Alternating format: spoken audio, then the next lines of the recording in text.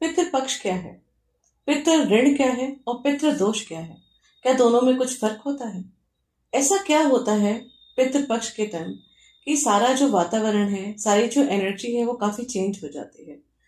पितृपक्ष में ये जो 16 दिन होते हैं, इसमें क्या करना चाहिए और क्या नहीं करना चाहिए और किन किन चीजों की सावधानी बरतनी चाहिए, कौन सी चीजें हैं जो पितृपक्ष में बिल्कुल भी नहीं करनी चाहिए।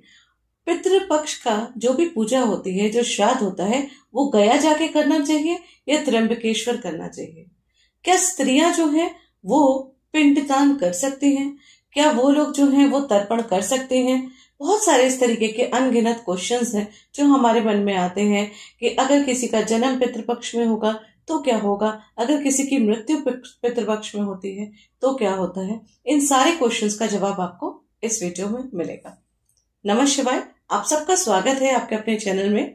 तो इस वीडियो में हम बात करेंगे पितृपक्ष की, जो कि स्टार्ट हो रहा है 7 सितंबर 2025 को, जिस दिन चंद्र ग्रहण है, और इसका समापन होगा अमावस्या वाले दिन 21 सितंबर 2025 को, जिस दिन सूर्य ग्रहण है। तो पितृपक्ष का ये जो टाइम है, ये कंप्लीटली जो है वो ग्रहण काल के अंदर आ रहा है। चंद्र ग्रहण से स्टार्ट हो रहा है और सूर्य ग्रहण पे इसकी समाप्ति है।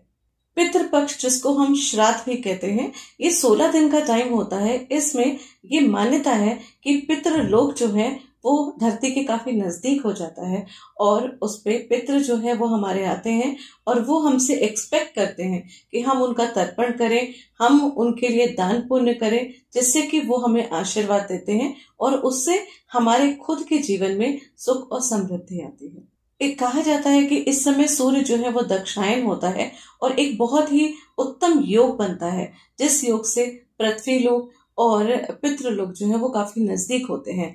और इनफैक्ट इस टाइम बहुत सारी एनर्जीज जो है वो इतनी ज्यादा क्लोज होती हैं कि हम जो भी प्रार्थना करते हैं वो बहुत जल्दी स्वीकार्य हो जाती है। हम जो भी पूजा पाठ करते हैं, जो भी दान पुण्य करते हैं, उसका कई गुना ज्यादा इफेक्ट पड़ता है और उससे हमारे जीवन में सुख समृद्धि आती है, हमारे जीवन के सारे कष्ट जो हैं वो मिटते हैं। तो ये पितृपक्ष का जो 16 दिन का समय है, ये इसकी बहुत ज्यादा महत्ता है।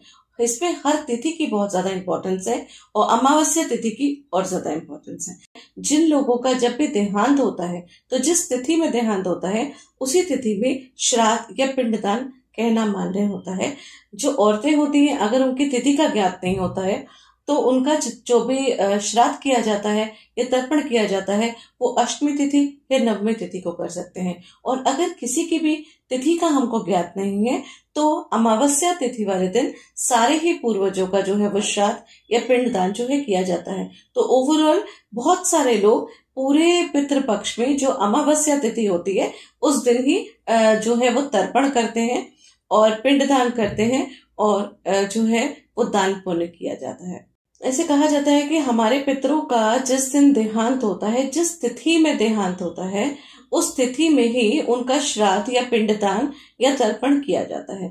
तो श्राद्ध, ये जो 16 दिन के पितृपक्ष के श्राद्ध होते हैं, उसमें पर्टिकुलर उसी तिथि वाले दिन उनकी जो है वो पूजा साधना होती है और फिर उनके नाम से जो भी दान पुण्य हमको करना होता है वो हम करते हैं। लेकिन जिन लोगों की तिथि का हमें ज्ञात नहीं होता है, हमें नहीं पता होता है, उनका हम अमावस्या तिथि वाले दिन करते हैं। इनफैक्ट जितनी भी लेडीज होती हैं, जितनी भी माताएं होती हैं, जिनका जो है वो देहांत होता है और पता नहीं होता है कि उनकी कौन सी तिथि है, तो उनका जो है वो अष्टमी या नवमी तिथि वाले दिन जो है वो पिंडदान किया जाता है। यही मान्यता जो है वो पितृपक्ष में है।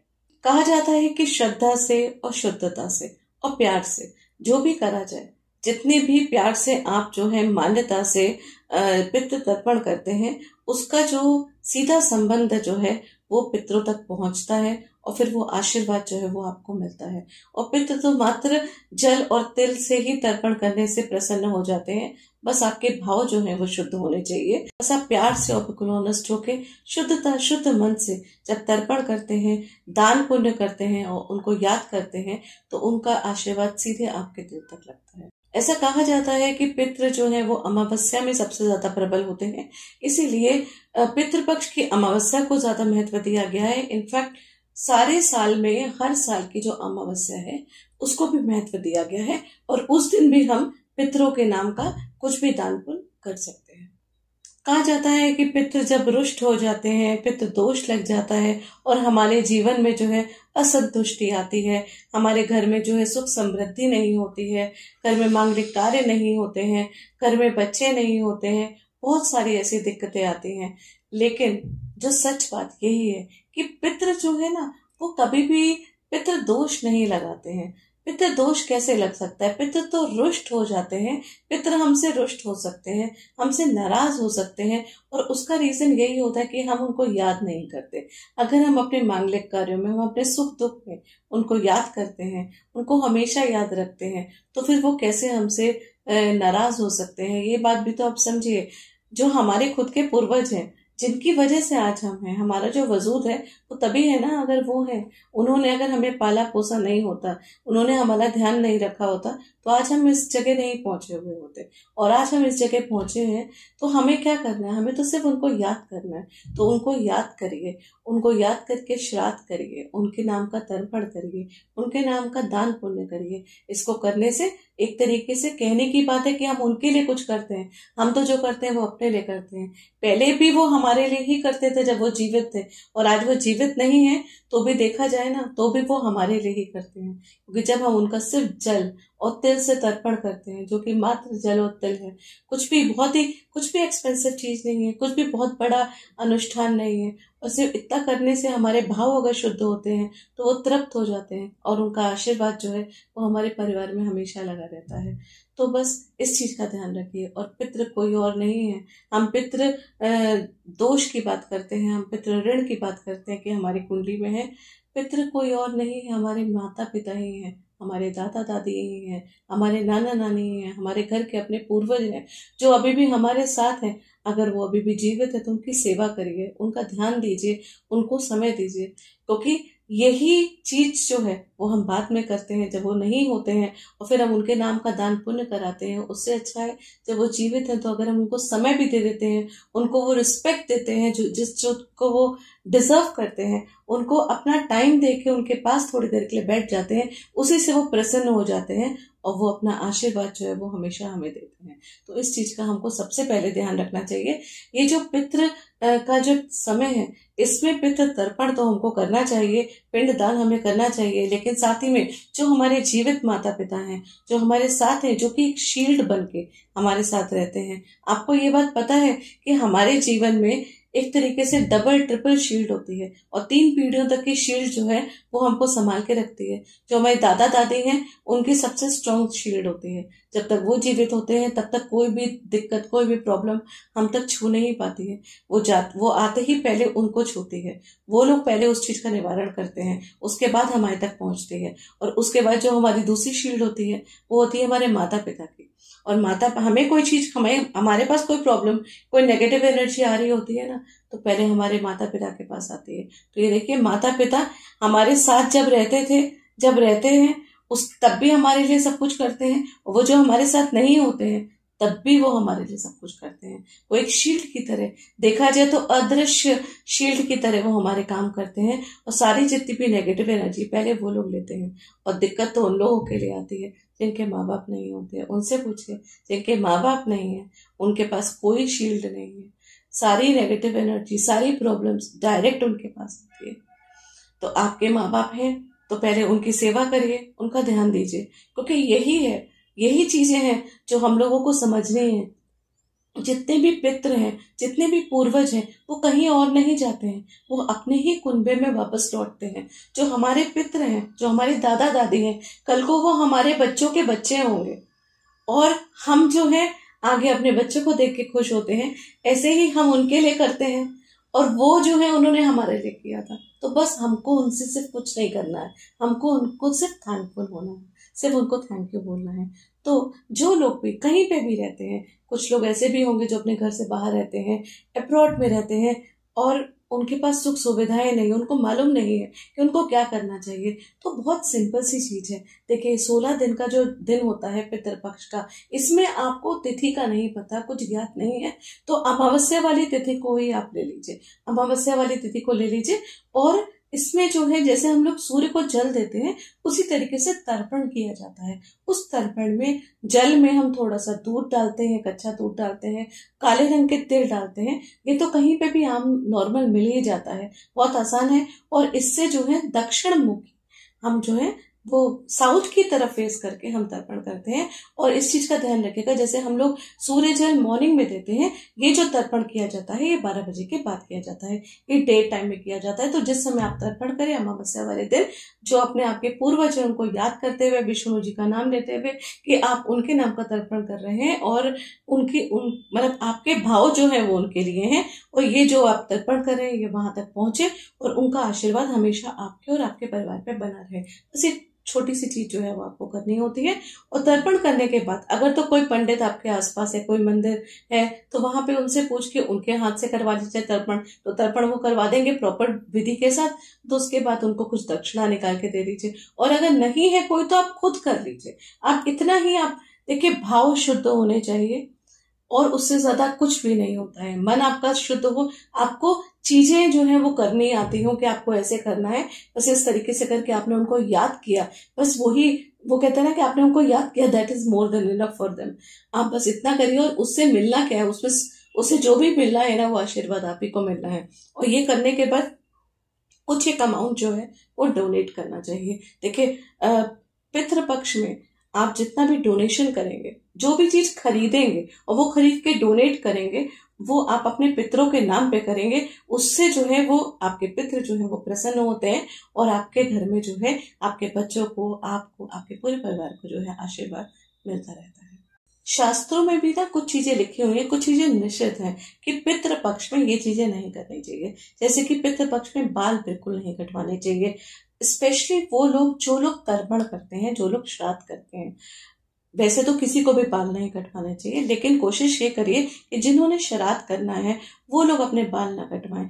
बाल कटवाना अच्छा नहीं मानते, इससे फाइनेंशियल लॉसेस होते हैं, ये चीज बोली जाती है। नेल्स नहीं काटना चाहिए, अपने नए कपड़े नहीं खरीदने चाहिए, कोई मांगलिक कार्य नहीं करना चाहिए, मुंडन नहीं होता है पितृपक्ष में, पितृपक्ष में शादी बारात नहीं होती है, कोई एंगेजमेंट नहीं होती है, किसी नए काम को स्टार्ट नहीं किया जाता है। ये 16 दिन जो है ना, ये पितरों का आशीर्वाद लेने के लिए है। ये जो 16 दिन है ये सिर्फ उनको याद करने के लिए, जो भी आप करें वो उनके लिए करें। आप पूरा जीवन उन्होंने आपको दिया, आप हुए उनकी वजह से आप हुए, तो सिर्फ ये 16 दिन जो है वो उनको याद करना होता है। रखने वाले तो आप समझिए कि पूरे 16 दिन जो है वो व्रत भी रखते हैं। आप उनके नाम का पाठ भी करवा सकते हैं, आप श्रीमद् भागवत का पाठ करा सकते हैं, भागवत गीता का पाठ करा सकते हैं। आप अपने किसी भी पूर्वज के नाम पे, जिनके नाम पे भी आप कुछ करवाना चाहते हैं, आप वो चीज करवा के उसका अनुष्ठान करवा सकते हैं। ब्राह्मणों को भोजन करवाइए और जितना दान पुण्य कर सकते हैं उतना कर दीजिए। जहां आपकी श्रद्धा है वहां पे करिए, गरीबों को दान करिए, किसी को भी भूखे को आप कुछ खिलाइए, कुछ पिलाइए। ये सब चीजें जो है बहुत जरूरी होती है कराने के लिए। और बाल बिल्कुल नहीं कटवाने चाहिए। कहा जाता है कि रिलेशनशिप भी बिल्कुल नहीं बनाना चाहिए। ब्रह्मचार्य का पालन जो है वो इस टाइम करना चाहिए। और उसके साथ साथ हमको सरसों का तेल नहीं खरीदना चाहिए। ये जो पितृपक्ष का 16 दिन का टाइम है, लोहे की कढ़ाई हो गई, सरसों का तेल। इनफैक्ट अगर पितृपक्ष में जो आप खाना बनाते हैं, अगर घर में आप भोज करवाते हैं और खाना बनाते हैं, तो लोहे की कढ़ाई को नहीं चढ़ाते हैं, लोहे का तवा नहीं चढ़ाते हैं। इस चीज का भी ध्यान रखें।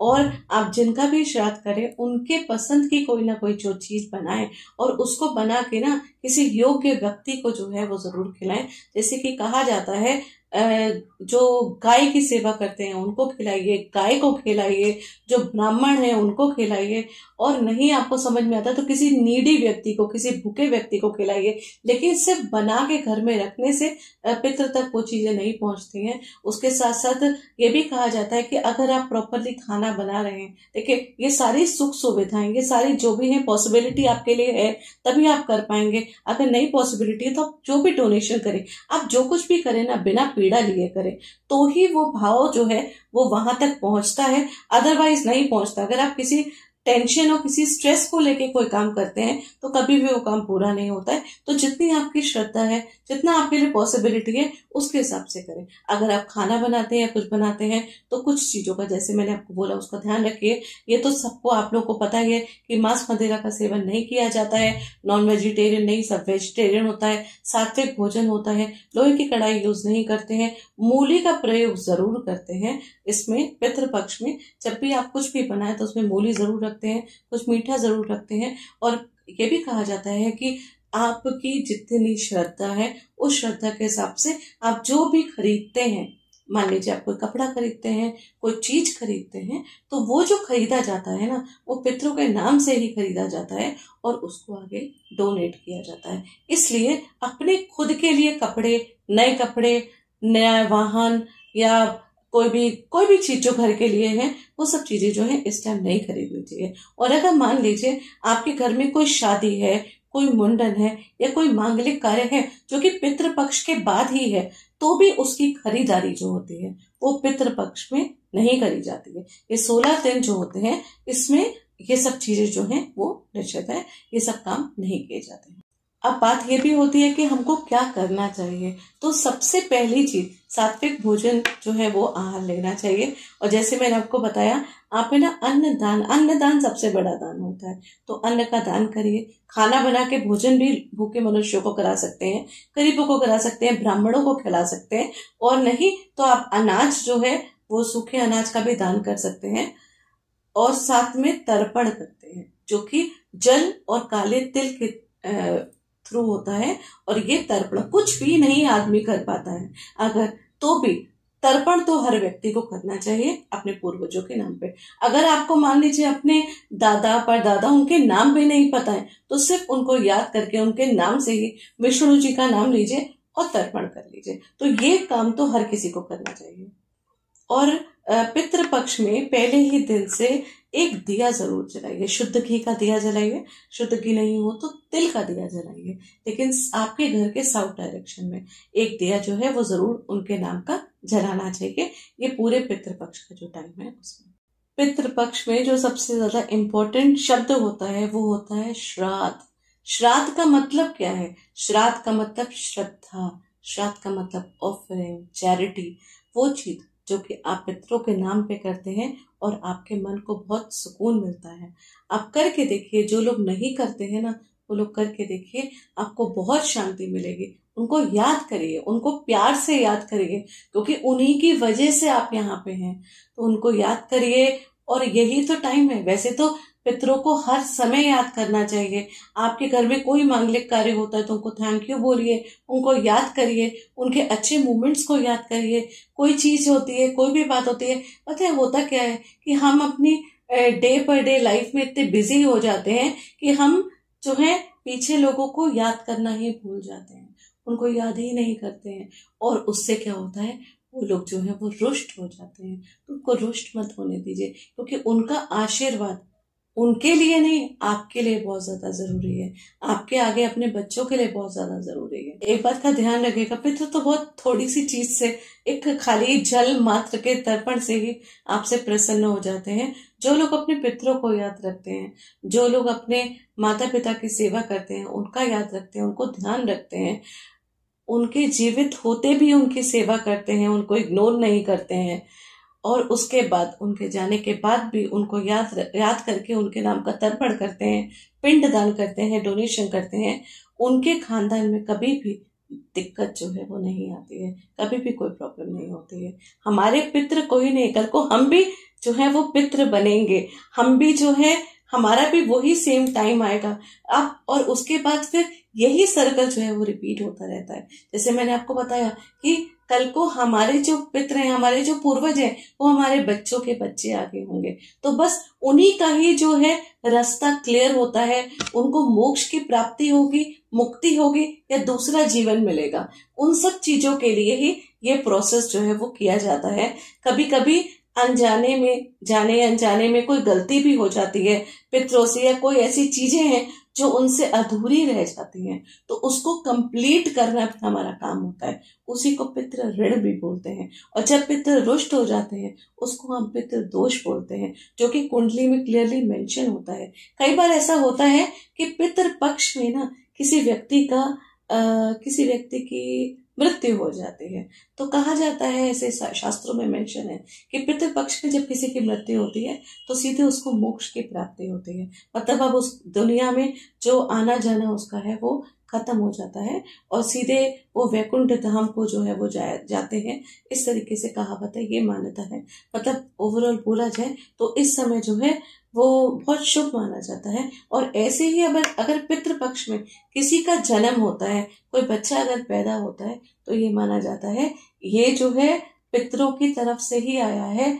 कोई बच्चा जो हमारे खुद के पितरों की तरफ से आया है और उस पे जो है हमारे सारे पितरों की नजर होती है। उसे कोई टास्क दिया जाता है, कोई काम दिया जाता है, जिस टास्क के लिए वो धरती पे अवतरित होता है वो आता है और उस पे पूरा आशीर्वाद होता है पितरों का। ऐसे बच्चे बहुत सुपर इंटेलिजेंट होते हैं, एक्स्ट्रा ऑर्डिनरी होते हैं, बचपन से ही ज्यादा मेच्योर होते हैं और लाइफ में कुछ अचीव करते हैं। कई जगह ना ये भी एक क्वेश्चन होता है, क्या स्त्रियां जो है वो पिंडदान कर लेती हैं? स्त्रियां जो है वो जो तर्पण है वो करती हैं? बिल्कुल कर लेती हैं। अब इसके पीछे भी एक कहानी आपको मैं बताती हूँ। सीता माता की कहानी है गया की। आप लोगों में से बहुत सारे लोगों ने सुना भी होगा। सीता माता जो है उनको राजा दशरथ ने अपने मुंह से बोला कि मुझे जो है मेरा पिंडदान करो। और किसी वजह से वहां पे उस वक्त जिस समय राजा दशरथ ने उनसे ये डिमांड करी थी, उस वक्त लक्ष्मण जी और श्री राम वो दोनों वहां पे नहीं थे और कोई ब्राह्मण भी नहीं थे। और वहां पे जो नदी थी, जो पेड़ था, उन सब लोगों ने जो है साक्षी मान के उन सबको पता है, मतलब साक्षी मान के सीता माता ने जो है वो पिंडदान किया था। एक तरीके से ना ये एक जो हमारे पीछे जाके हिस्ट्री में, ये माइथोलॉजी में ये जो कहानी है ना कि सीता माता ने भी पिंडदान किया, वो ये क्लियरली बताता है कि पिंडदान जो है वो स्त्रियां भी कर सकती हैं। सिर्फ आपका मन शुद्ध होना चाहिए। देखिए, कोई भी आत्मा जो है ना उसका कोई लिंग नहीं होता, ना वो स्त्रीलिंग होती है ना वो पुल्लिंग होती है। अगर आपकी मंशा अच्छी है, अगर आपके मन में श्रद्धा है और आप बिल्कुल पवित्र मन से पूरे भाव से किसी का पिंडदान करते हैं, किसी का तर्पण करते हैं, तो वो जो है डेफिनेटली वो प्रेयर जो है वो वहां तक जाती है और उनका आशीर्वाद आप तक पहुंचता है। वो चाहे आपके खानदान के लोग हो, चाहे वो आपके पड़ोसी हो या आपके कोई जान पहचान के भी लोग हो। सिर्फ जो इम्पोर्टेंट होता है वो होता है भाव। और आपके अगर भाव शुद्ध है तो कोई दिक्कत नहीं होती है, आप बहुत आराम से सब चीजें जो है वो कर सकते हैं। इसलिए स्त्रियां भी जो है वो पिंडदान या तर्पण जो है वो कर सकती हैं। मुझे पता है ये वाला टॉपिक बहुत कंट्रोवर्सी है, बहुत सारे लोग जो हैं इस बात को नहीं मानेंगे, लेकिन अगर ऐसा नहीं होता तो सीता माता ने कैसे क्यों पिंडदान किया? सीता माता ने, जब माता सीता जो है वो राजा दशरथ का पिंडदान कर सकती हैं, तो बाकी स्त्रियां भी जो हैं वो तर्पण और पिंडदान कर सकती हैं। लेकिन हाँ, ये भी बात सही है कि शास्त्रों में चीजें लिखी हैं कि जो पुत्र होते हैं वो ही पितरों का जो है वो तर्पण करते हैं। तो घर में अगर पुत्र हैं, घर में अगर बेटे हैं, तो पहला काम उन बेटों का होता है। और अगर बेटे किसी कारणवश नहीं कर पा रहे हैं तो स्त्रियां जो हैं वो ये काम कर सकती हैं। और जिनकी सिर्फ बेटियां हैं तो फिर बेटियां ही तो करेंगे, और कौन करेगा? तो इसलिए ये भी जो बात है वो बिल्कुल गलत है कि स्त्रियां जो है वो कुछ नहीं कर सकती हैं। स्त्रियां अगर उनका मन शुद्ध है और वो अपने मन से कोई भी चीज करना चाहती हैं तो डेफिनेटली आप जो भी करेंगे उसका भाव जो है वो शुद्ध होगा, तो डेफिनेटली उसकी चीज जो है वो वहां तक पहुंचेगी और आपको वो आशीर्वाद भी मिलेगा। बहुत बार ऐसा होता है कि पितृ पक्ष में ना, आपको पता है पितृ आपके इंडिकेट भी करते हैं, आपको सपनों में भी आ सकते हैं। सपने में कई बार आके आपसे कुछ मांगते हैं, कुछ बोलते हैं, उन सब चीजों का भी बहुत इफेक्ट पड़ता है। तो ये जो टाइम है ना, ये जो समय होता है ना 16 दिन का, इसमें एनर्जी बहुत ज्यादा स्ट्रांग होती है।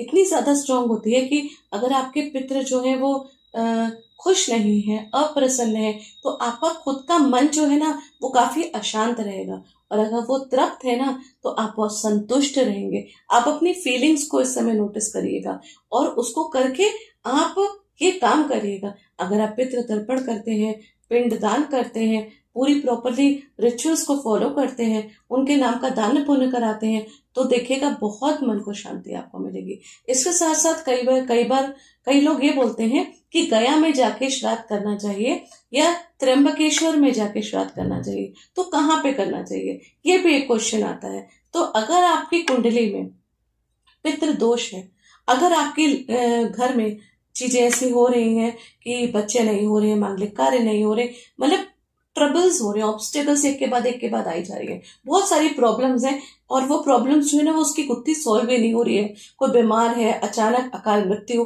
और बहुत सारी ऐसी नेगेटिव चीजें हो रही हैं, तो ऐसी सिचुएशन में आपकी कुंडली में पितृ दोष माना जाता है, जहां पे बहुत सारी चीजें हैं जो आपको करनी थी लेकिन आपने शायद नहीं करी, बहुत सारा ऐसा ऋण था जो आपके मन में आपके ऊपर था लेकिन शायद आपने उस चीज को फॉलो नहीं किया, या फिर एट द टाइम ऑफ जिस समय जो रिचुअल्स करने होते हैं, जब कोई चला जाता है तो वो रिचुअल्स में कुछ रिचुअल्स आपके रह गए जिसकी वजह से ये दिक्कतें आती हैं। तब हम त्र्यंबकेश्वर जाते हैं जहाँ पे नारायण नागबली की पूजा होती है, 3 दिन की पूजा होती है, इसका पूरा प्रोसेस होता है।